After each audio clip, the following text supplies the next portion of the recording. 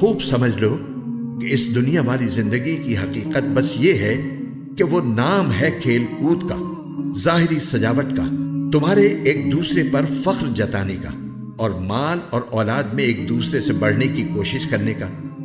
اس کی مثال ایسی ہے جیسے ایک بارش جس سے اگنے والی چیزیں کسانوں کو بہت اچھی لگتی ہے، پھر وہ اپنا زور دکھاتی ہے، پھر تم اس کو دیکھتے ہو کہ زرد پڑ گئی ہے، پھر وہ چورا چورا ہو جاتی ہے، اور آخرت میں ایک تو سخت عذاب ہے اور دوسرے اللہ کی طرف سے بخشش ہے اور خوشنودی، اور دنیا والی زندگی دھوکے کے سامان کے سوا کچھ بھی نہیں ہے۔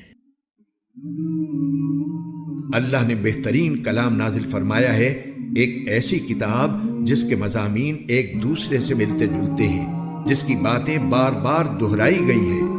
وہ لوگ جن کے دلوں میں اپنے پروردگار کا رعب ہے، وہ اس سے کانپ اٹھتے ہیں، پھر ان کے جسم اور ان کے دل نرم ہو کر اللہ کی یاد کی طرف متوجہ ہو جاتے ہیں۔ یہ اللہ کی ہدایت ہے جس کے ذریعے وہ جس کو چاہتا ہے راہ راست پر لے آتا ہے، اور جسے اللہ راستے سے بھٹکا دے اسے کوئی راستے پر لانے والا نہیں۔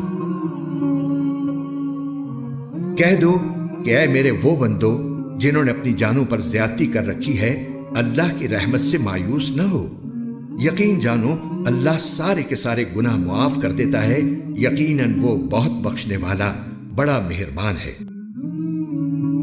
یہ وہ لوگ ہیں جو ایمان لائے ہیں اور جن کے دل اللہ کے ذکر سے اطمینان حاصل کرتے ہیں۔ یاد رکھو کہ صرف اللہ کا ذکر ہی وہ چیز ہے جس سے دلوں کو اطمینان نصیب ہوتا ہے۔